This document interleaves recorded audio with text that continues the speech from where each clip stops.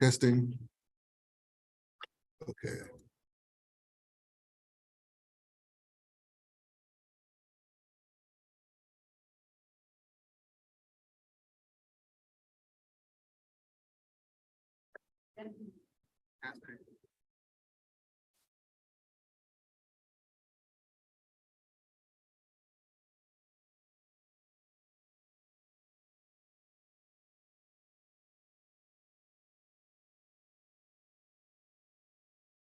Okay, I think I got this worked out.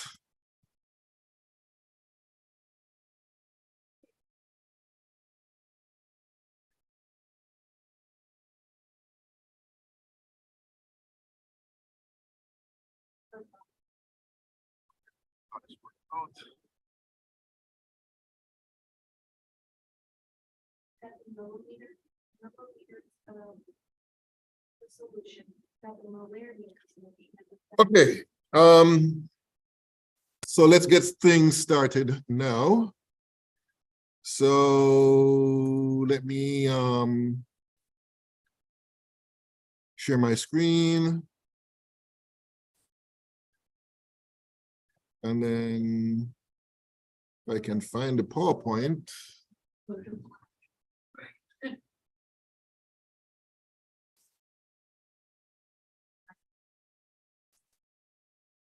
All right, what's going on here?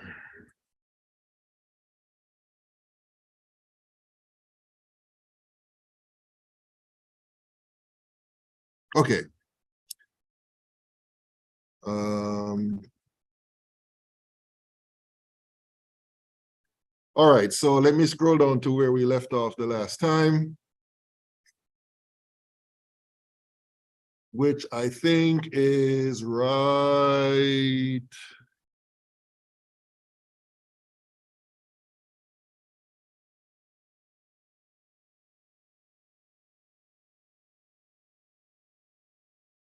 Okay, so we talked about limiting reactants.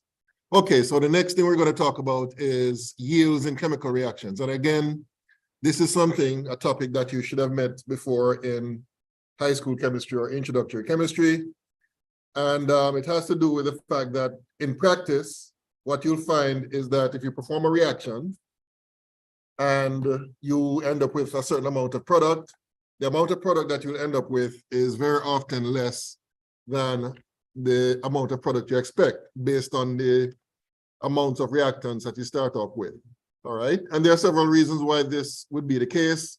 In some cases, the products themselves would react to form other substances. In other cases, you might have what are known as parallel reactions or competing reactions, which reduces the amount of product you expect to get. And in other cases, the reaction might be reversible, which could also result in the amount of product you expect to get being less, or the amount of product that you get being less than what you expected. So at this juncture, we're going to make a distinction between what is known as the theoretical yield and the actual yield. So the theoretical yield is, as I said before, the amount of product you expect to get based on what you have calculated, starting with the amount of reactants that you have started with. The actual yield is, as the term suggests, the amount of product that you get. So if you were to determine the experiment, or if you were to do the reaction and you weigh the product from the reaction, then that product or the mass of that product or the amount of that product would be the actual yield. And therefore, to compare the two, we calculate what is known as a percent yield. The percent yield is the actual yield divided by the theoretical yield, all right, times 100%. And this is used as one measure of the success of a reaction. And typically what you'll find is that percent yields are, in most cases, relatively low. And when I say low, I mean 50% and below, even though there are some instances where you can have a very high high percent yield, all right? So that's basically what is involved when it comes to percent yield calculation. all right? And in chemical literature, this is something that is routinely quoted when it comes to carrying out certain reactions to produce a particular product. So as an example, we're going to look at the reaction here between zinc and sulfur. So as you can see in this photograph right here on your screen, we have a mixture of zinc and sulfur in a dish, and you ignite it, and the product, well, actually, one product you expect to get will be zinc sulfide. But it turns out that you get some other products for the reasons that I mentioned before. Not only will you get the product that you're aiming for, which is zinc sulfide, you'll get also zinc oxide, which would be the result of a competing reaction.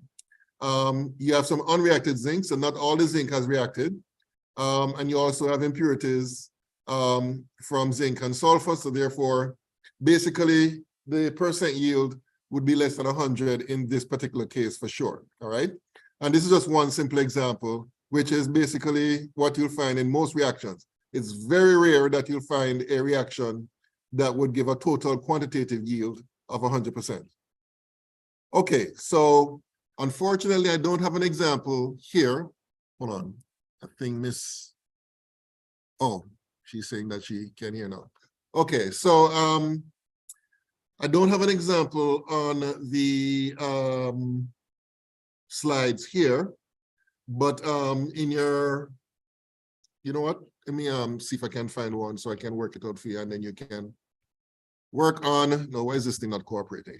Oh, let me try this here. Nope. Okay. So what I'm going to do is a simple Google search of a percent yield problem, and we can work on that.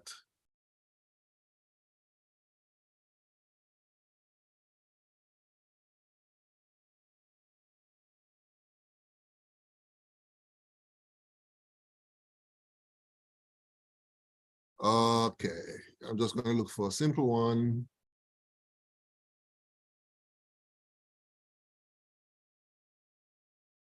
Let me see here.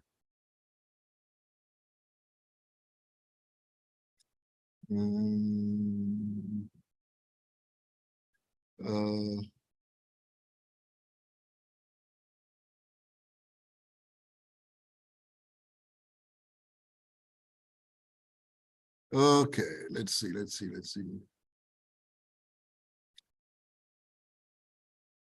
All right, let me use this one right here.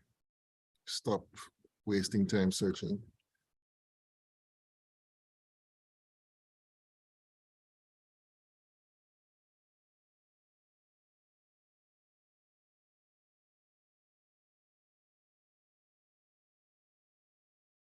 Oh, in fact, let me do this. Let me do this.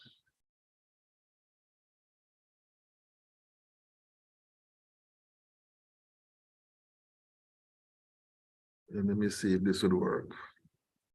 No, it's not going to work. I got it. Okay.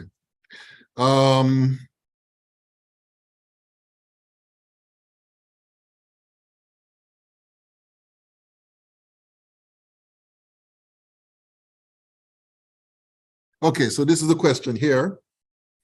It says calculate the percent yield of hydrogen of a reaction that produces 0.050 moles of hydrogen from 4.5 grams of hydrochloric acid and excess aluminum. So in this particular case, they gave you the balance equation, which they did not have to give you. They could actually describe the reaction in words, and you're to figure out the equation. Let me make this a bit larger. Okay. So the way I notice how the question is worded, they gave you the mass of hydrochloric acid and they said excess aluminum. So basically what that tells you is that the hydrochloric acid is a limiting reactant. And if you remember from last time, the limiting reactant is the reactant which determines the outcome in terms of the product, all right? So let me go to my pen function here. All right, so let me see if it works. Okay, yes, it does work. Okay, so basically what you're going to do is you're going to start off with the limiting reactant, which is the hydrochloric acid. And the first step is to convert it to moles. So of course you need to determine the molar mass. And you're going to multiply 1 mole of HCl divided by the molar mass. Hydrogen is 1.008. And hydrogen is 30, I'm sorry, chlorine is 35.45. So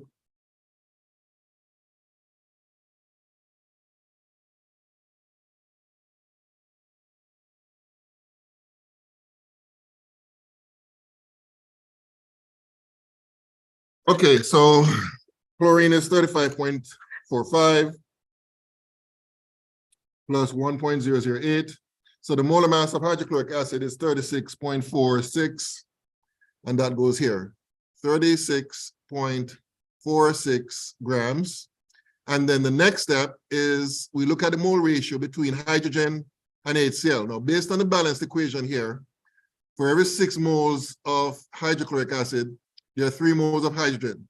So we're going to put 3 moles of H2 above and 6 moles of HCl below.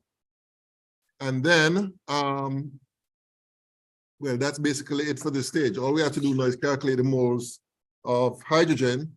So that's 4.5 divided by 36.46 times 3 divided by 6. And according to my calculations, this works out to be equal to 0. And again, please check to make sure I'm doing the right thing. I could be sending you guys astray, but this is my calculated value here, right? So this would be the moles of hydrogen. And then to calculate the percent yield, we simply take, oh, by the way, so this that I calculated here is the theoretical yield. Okay, all right. And the actual yield is this number right here. So basically the percent yield would be the actual yield, which is 0.050 moles, divided by the theoretical, which is 0.062 moles times 100%. And that would be the percent yield, which looks like it's going to be very high, 0.062. So according to my calculation, this would be 81%. And that's basically it. That's how you calculate the percent yield of a reaction. All right, so that's a relatively simple example. It can be made more complicated, for example, if you're given the masses of hydrogen, or the mass of hydrogen and not the moles, in which case you'd have to find the mass of hydrogen theoretically, but you're going to do the same thing. Yes, ma'am. So it only gives us grams. Okay, let me see. You mean, let me see if I can find it here. It doesn't give us moles at all.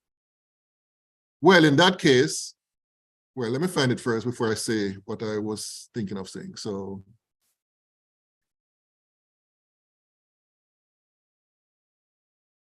oh, that's M2. Okay, this is you guys.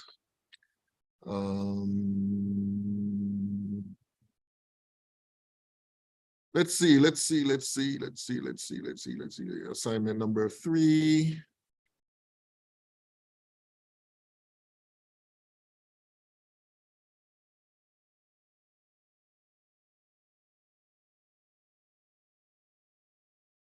Okay, scrolling down.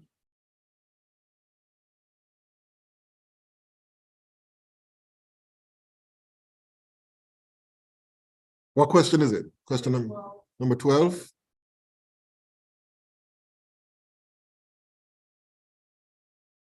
Okay, so for number 12, right. So they gave you the masses of benzene and bromine, right? Now, what you'd have to do first is, starting with the mass of benzene, you're going to find out, basically what you have to do first is find out which one is limiting. You have to find out which one is the limiting reactant, because remember, the limiting reactant is the one that determines how much product you expect to get, right? So what I would do in this case is start off with the 30 grams of benzene convert it to moles, right? And then the next conversion factor would be the mole ratio between the product and the benzene, which is 1:1, so that makes life a bit easier. And then do the same thing with the bromine. Start convert the mass of bromine to moles, and then do the mole ratio between bromine and the product, which is again 1:1. And then you compare those two results. The one that gives you the lower amount of product is the limiting reactant. And I don't remember which one it is, but that's how you determine which one is the limiting reactant. And then once you do that, you, based on the limiting reactant, you find out how much theoretically you would expect to get in terms of grams of the product. All right?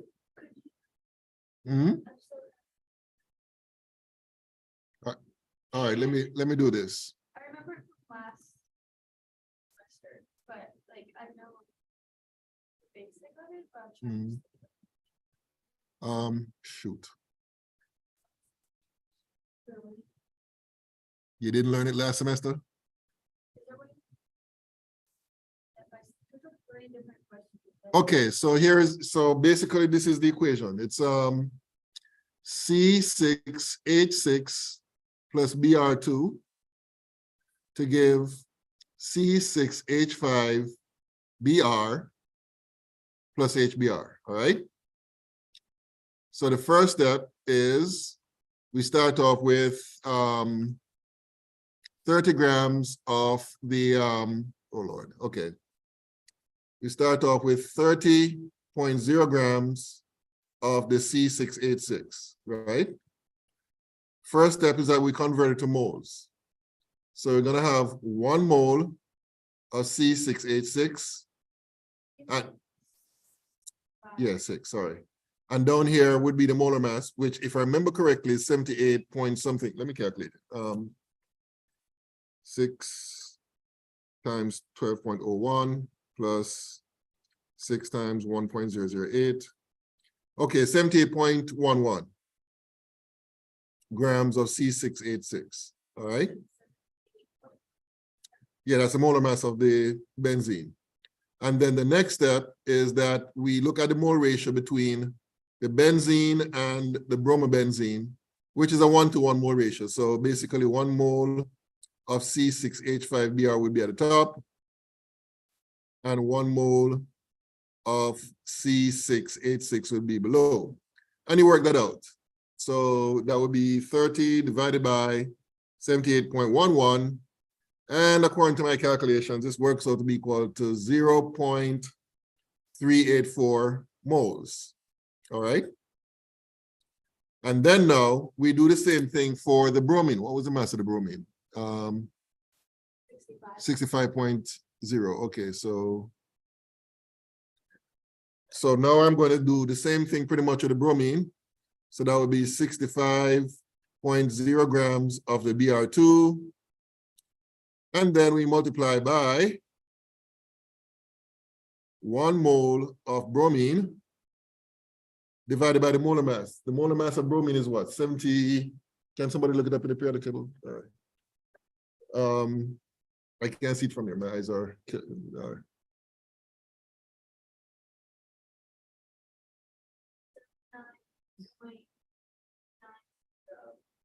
79.90.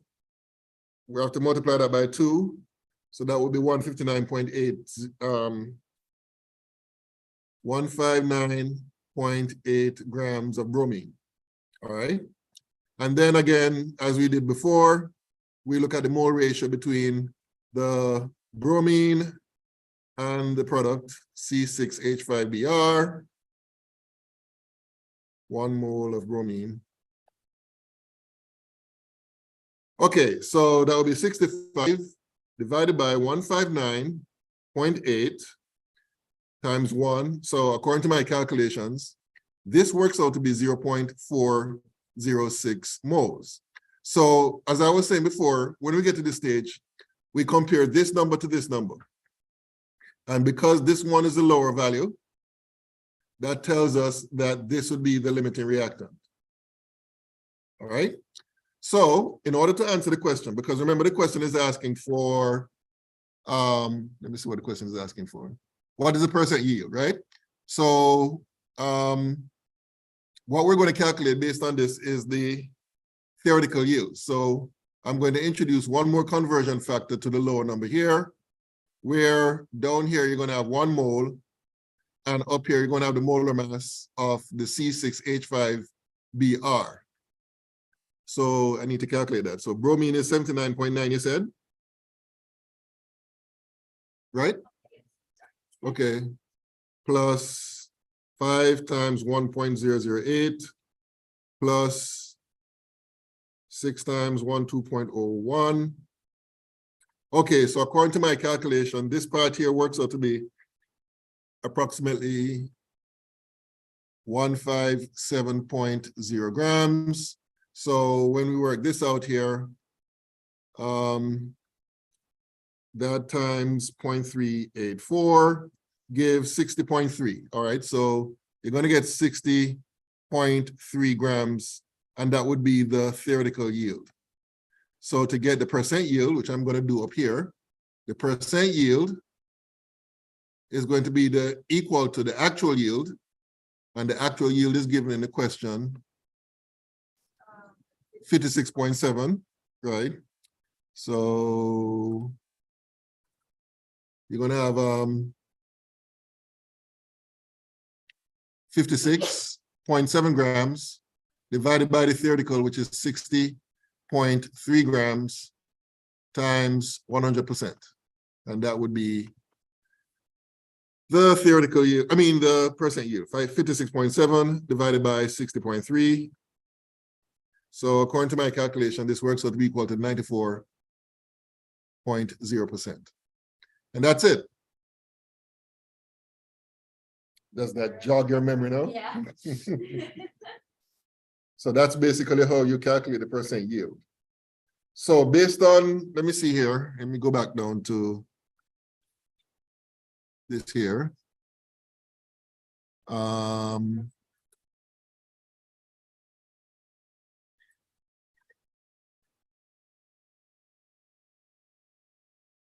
Okay, so you should be able to do number 13 as well. By the way, let me go back here, up here. Let me see here. Okay, so what we did was 12. Okay. So yes, you should be able to do 13. Yeah, well, let's do 13. At least try to do 13 now. And if you need help, that's what I'm here for. All right.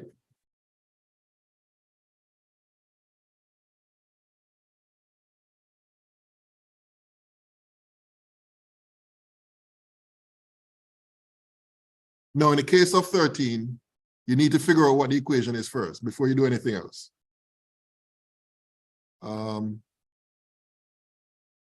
So you have to write down the formulas for the reactants and the products and then balance the equation. And that's what you have to do first before you can even do the math part of it.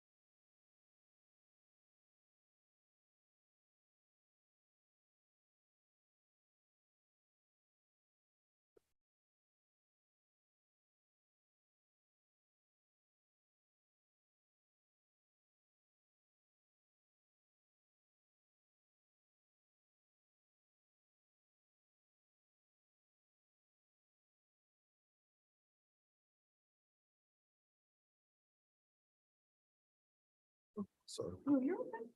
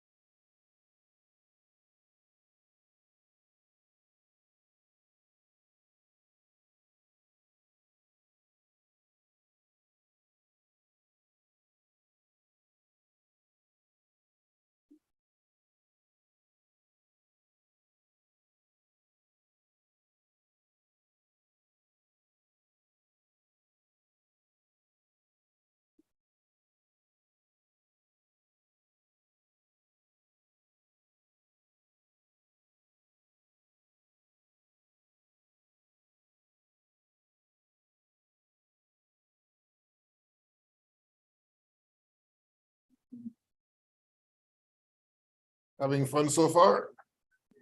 What's wrong? Everything. I don't think Well- I'm Oh, okay, let's start off with that, balancing the equation. Let me,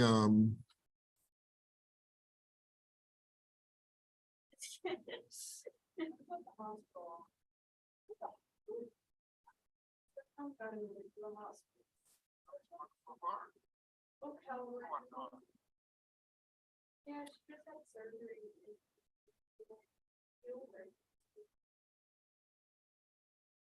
okay, I'm trying to find the.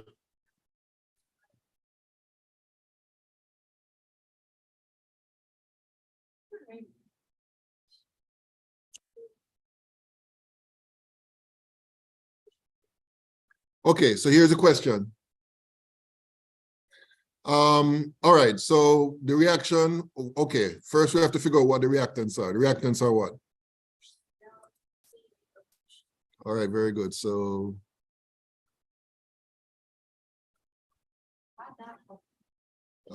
It's just. HCl plus CaOH2. And what will be the products? It's gonna be L Actually, it's CaCl2. and then two. Mhm. But even though there's not an two behind the CL, that's still fine, right? Not, behind what Cl? You mean the one on the left?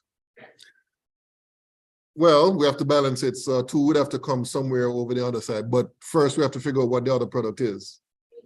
H2O, okay, very good. So now we have to balance it. And as you suggested, because you have 2 chlorines here, I mean 1 chlorine here and 2 on this side, I would put a 2 here. But now that would affect the hydrogens, because now you have 4 hydrogens on the left. You have 2 hydrogens on the right, so I'll put a 2 here. And then the oxygens are balanced because you have 2 on both sides. The calciums are balanced, so you have a balanced equation. What's that? Yeah, that's a balanced equation. So what will be the next step? Let me see what the question says here. Okay, so the question is asking what mass of water forms when solutions containing that and that. Okay, so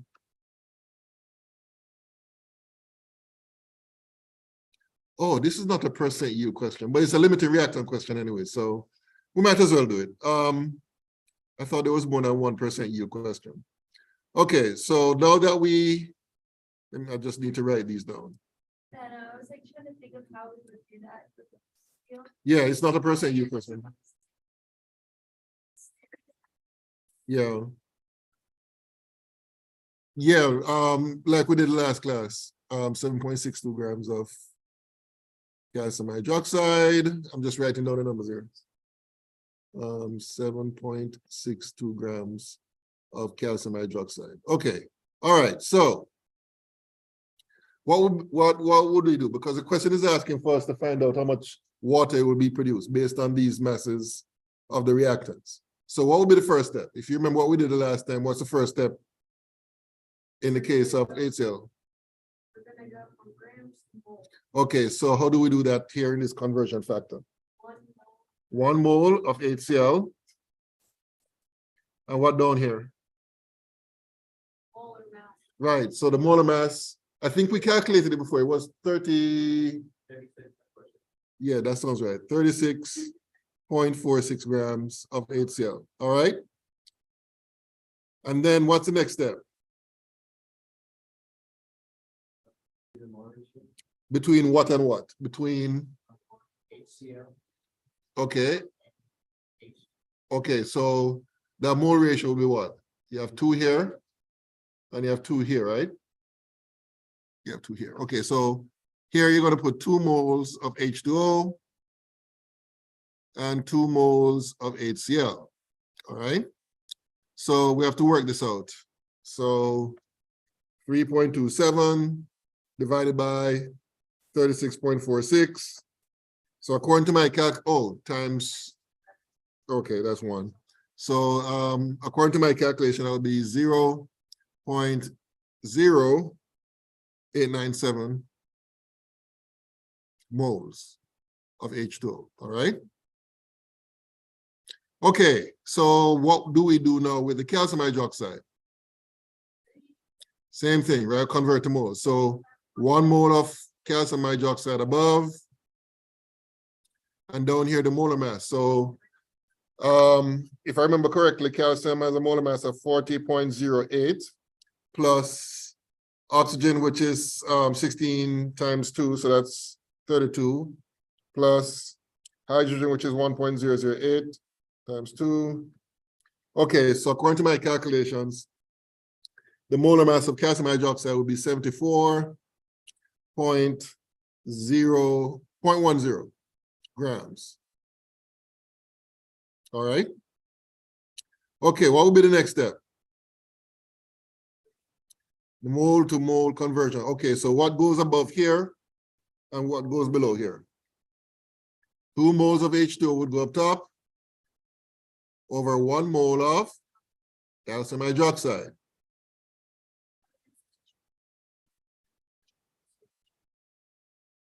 Okay, so 7.62 divided by 74.10 times 2.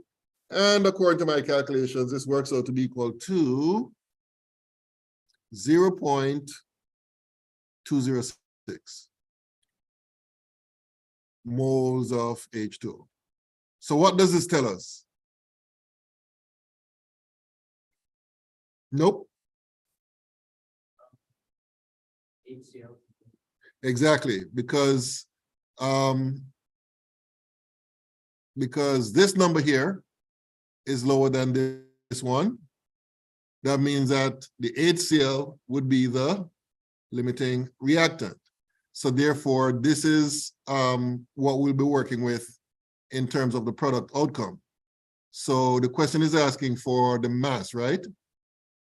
So basically what we'll do with this is multiply this by the molar mass of water, which would be 18.02 grams over 1 mole. And let's see what that gives. So 0.0897 times 18.02. And according to my calculation, this works out to be equal to 1.62. So this would be equal to 1.62 grams of H2O. And that answers the first part of the question. All right. Okay, any questions about this? Now the next part is asking for how much in grams of the reactant in excess remains unreacted. So we know, go back to this here. We know which reactant is limiting, right? So basically, that means that this would be the excess reactant, right? And what the question is asking for is how much of the 7.62 grams would be left over.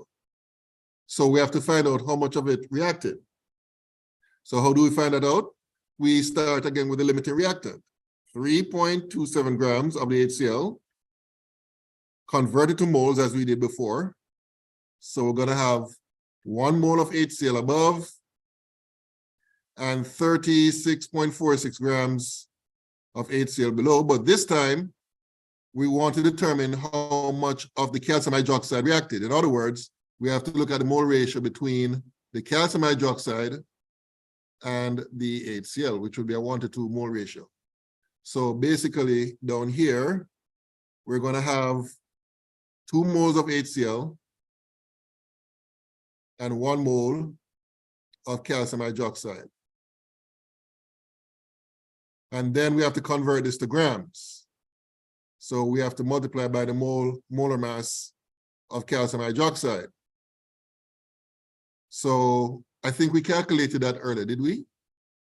Or maybe not. Oh, yes, we did. It's right here, 74.10. 74.10 grams of calcium hydroxide. So basically, that would give us the mass of calcium hydroxide reacted. So let me do the number crunching here. 32.7 divided by 36.46 divided by 2 times 74.10.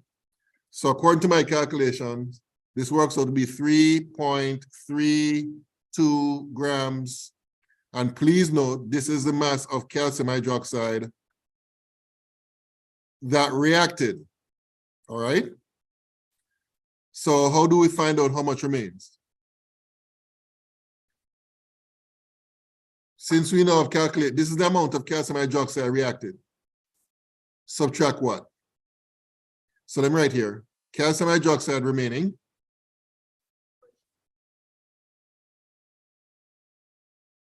That will be equal to what?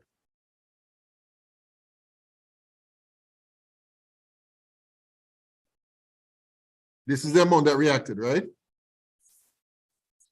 Exactly, 7.62 grams minus 3.32 grams. And that will give us the amount of calcium hydroxide remaining. So 7.62 minus 3.32, and according to my calculation, this works out to be equal to 4.30 grams. And that would be the final answer.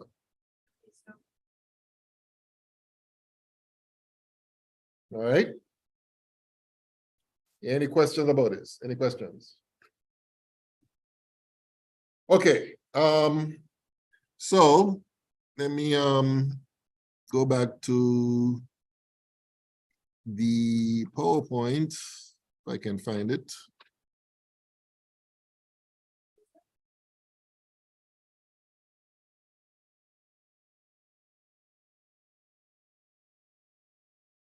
All right.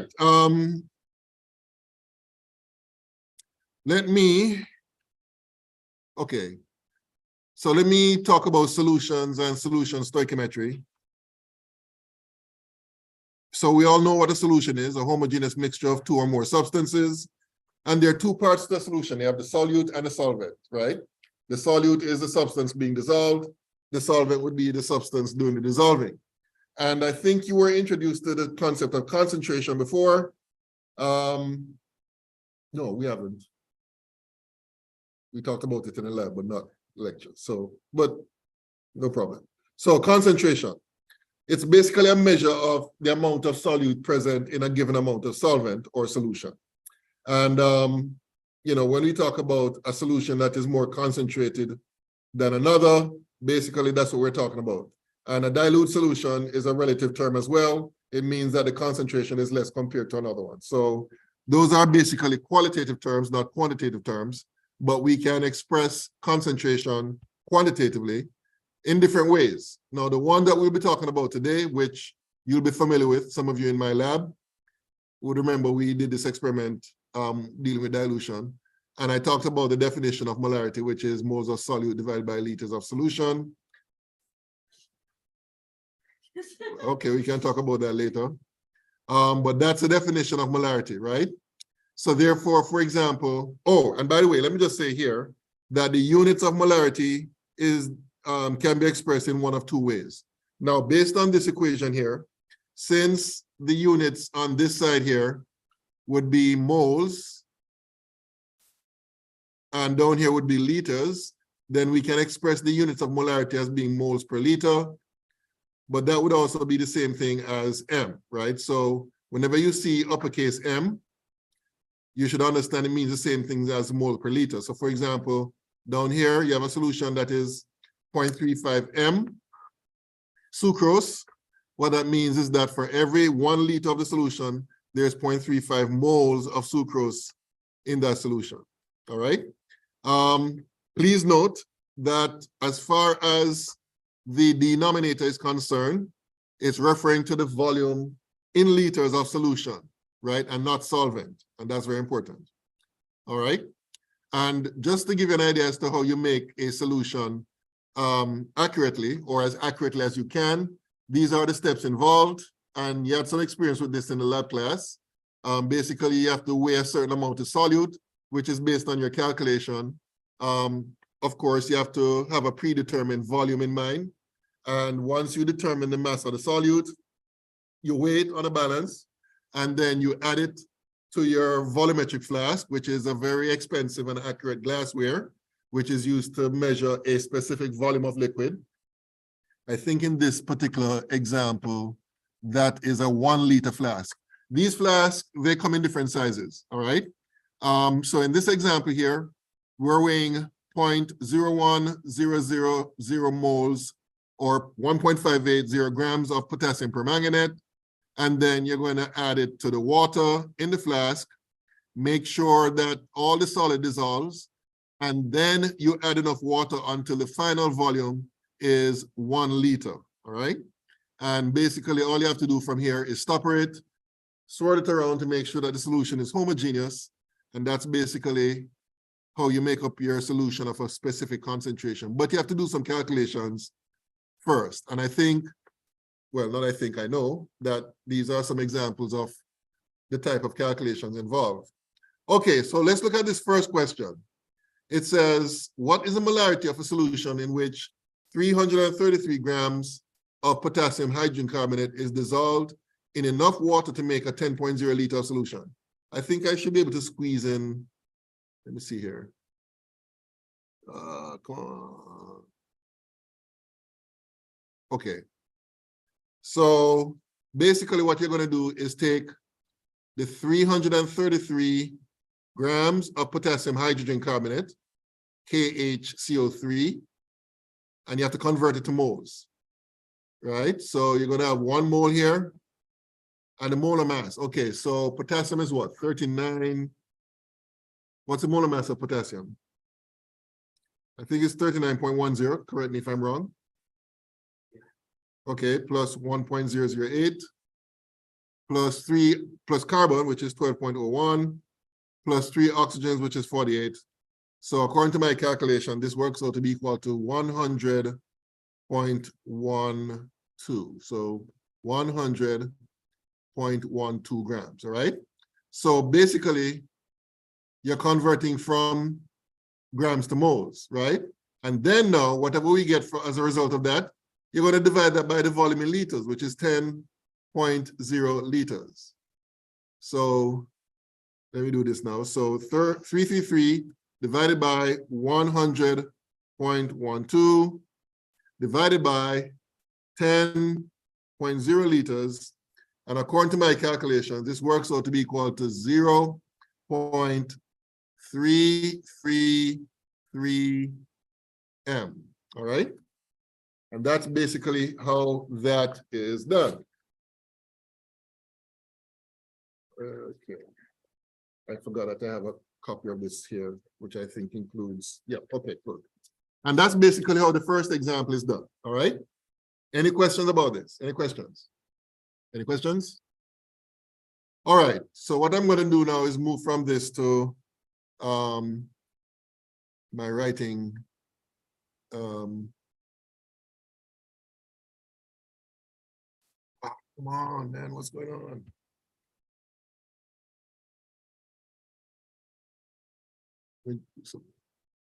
Okay. No, keep it. That's for you. Okay, why is this thing? Okay, let me do this here.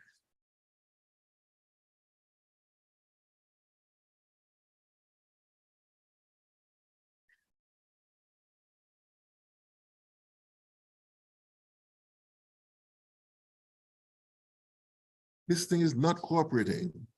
Okay, all right. So let me go here. And let me clean this up.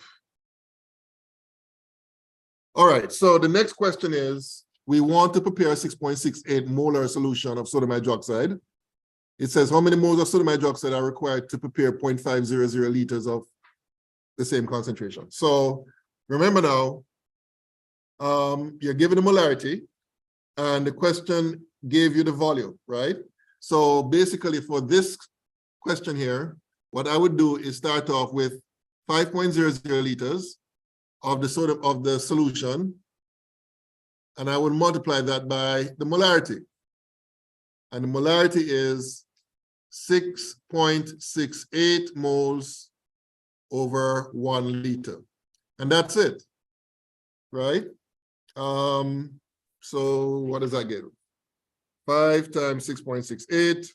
According to my calculation, that would be equal to, hold on, did I do this right? 5 times 6.68. Oh yeah, that's right. Okay, so according to my calculation, no, hold on, I did something wrong. This should be 0.5. I knew something was off. My bad, folks. I don't know, man. Well,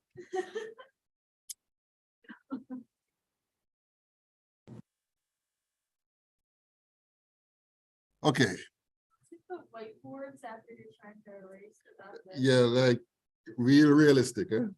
Okay, so this should be 0.500. All right, so 0.5 times 6.68 gives 3.34 moles. So the answer here would be 3.34 moles. All right, so that answers the A part of the next example. Now, the other question is, which is a bit more complex, let me just draw a line here to separate, is how many liters of the 6.68 m sodium hydroxide can we prepare with 2.35 kilograms of sodium hydroxide? So the way I would approach this is that I would start off with the 2.35 kilograms of the sodium hydroxide. I would convert that to grams, right? So this conversion factor here is where I would put 1 kilogram over 1,000 grams. I'm sorry, the other way around. I'm messing up today. Should be the other way around. So it should be 1 kilogram down here and 1,000 grams above. All right. And then this would give us the grams so far. And then the next step is to convert from grams to moles. So here I'll have 1 mole of sodium hydroxide, and down here would be the molar mass of sodium hydroxide, which, if I remember correctly, is about 40.00 grams, right? So this unit will go with that unit.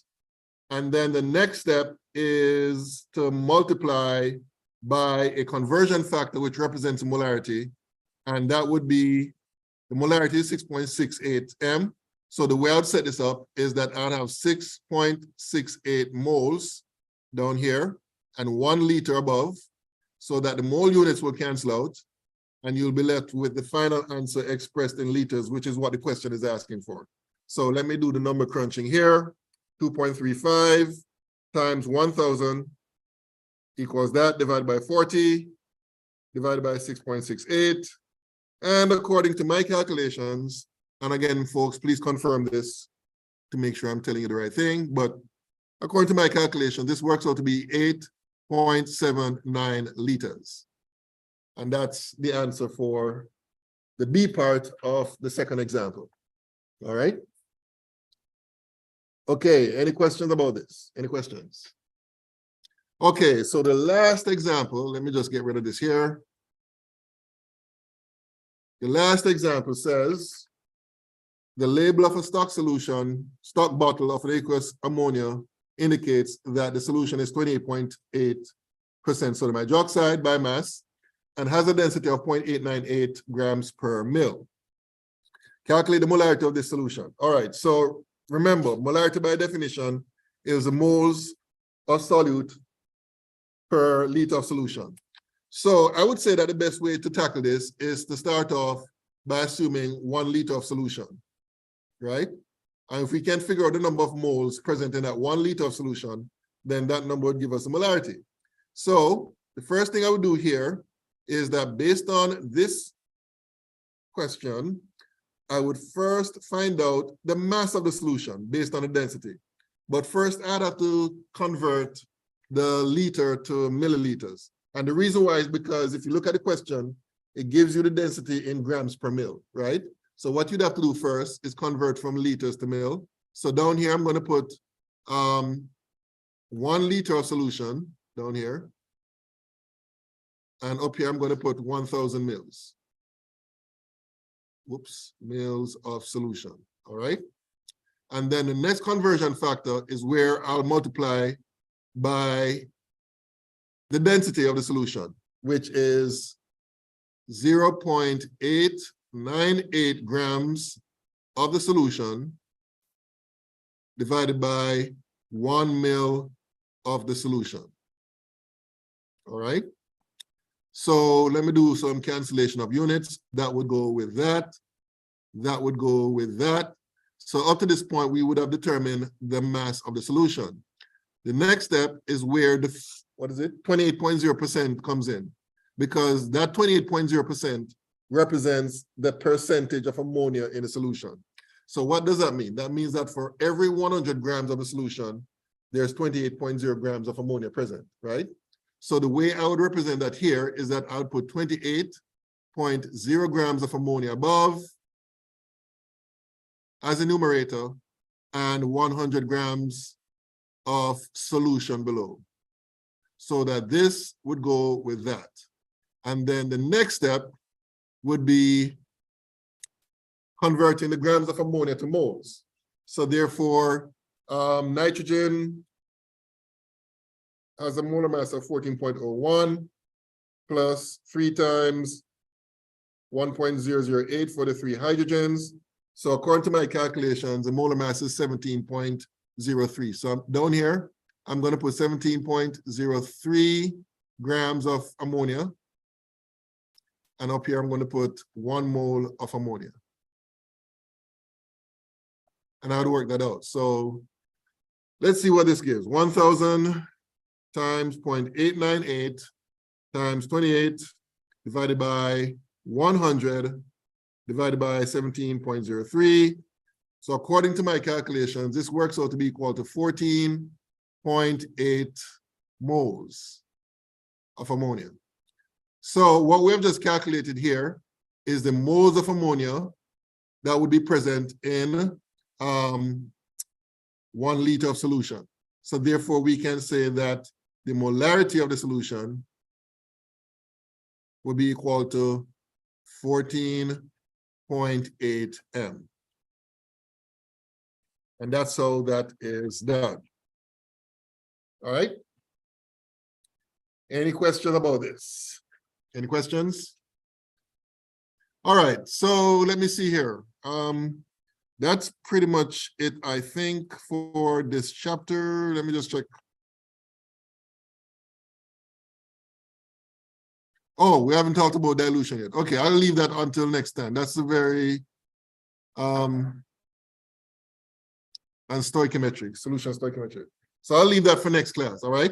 But before you leave, let me just say that your test, oh, by the way, did you all receive your graded work I sent by email?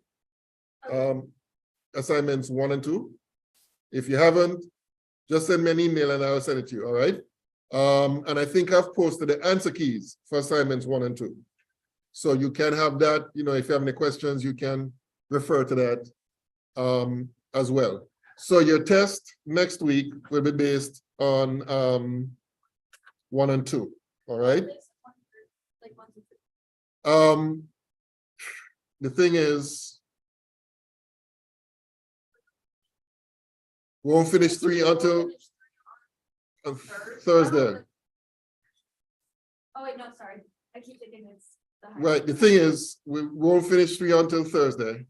And Tuesday of next week will be no classes because of no, not Valentine's Day, because not Valentine's Day, because it's faculty development day. So I'll just leave it at chapters 1 and 2. Okay. So that test will be given on next week, this time, next week, Thursday. Next week. Yeah, next week, Thursday, not next week, this time, next week, Thursday. Okay, let me see what you're talking about here. Yeah, and could you check number 5 just to check? Okay, how to prepare, describe, prepare V1, okay. Okay, so basically it's this times this divided by Yeah. 0.6, okay. So And therefore I would take 4.2 mils of the 0.60 M solution and then that, okay, so that's correct. Okay, and Now for this one, consider dilution where 25 mils of 0.5 M sodium hydroxide solution will be diluted to what is the concentration of that? So it's 0.5 times 25 divided by 100, so that's, yeah, I would round this out to 0.13. 0.13. Mm, Okay, then I Yeah. just, okay, and then how about with those two? Ron, I'm Okay. so confused. Calculate the molarity of a solution prepared by dissolving 25 grams of magnesium sulfate. Oh, so basically it's kind of similar to what we did a while ago. Okay, What you have to do is convert the grams to moles. So okay, you have to divide the 25 grams by the molar mass okay, and then divide that by the volume. But the volume has to be expressed in liters. okay, So you have to convert the 100 mils to liters, which would be 0.1 liters. And that's it. Okay. For this one, this is similar to what you did in the experiment itself, because it's a serial dilution experiment or process. Basically, it's asking you to describe how you prepared this solution, 10 mils of this solution. okay. So if you remember what you did in the experiment, you took 1 mil of the first solution, diluted to 10, Okay, and then take 1 mil of that solution, put it in another test tube, dilute it to 10. So each time you're reducing the molarity by a factor of 10.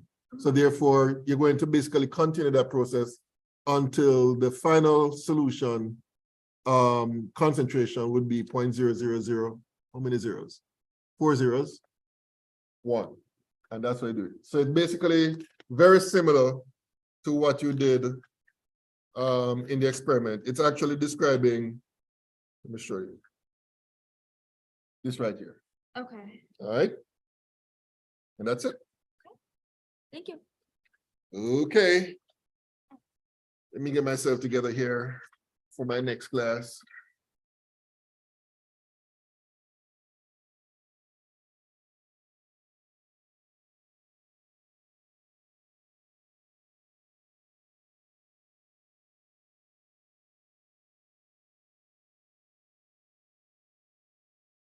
Miss Shaw, are you good? Oh, she left. Okay.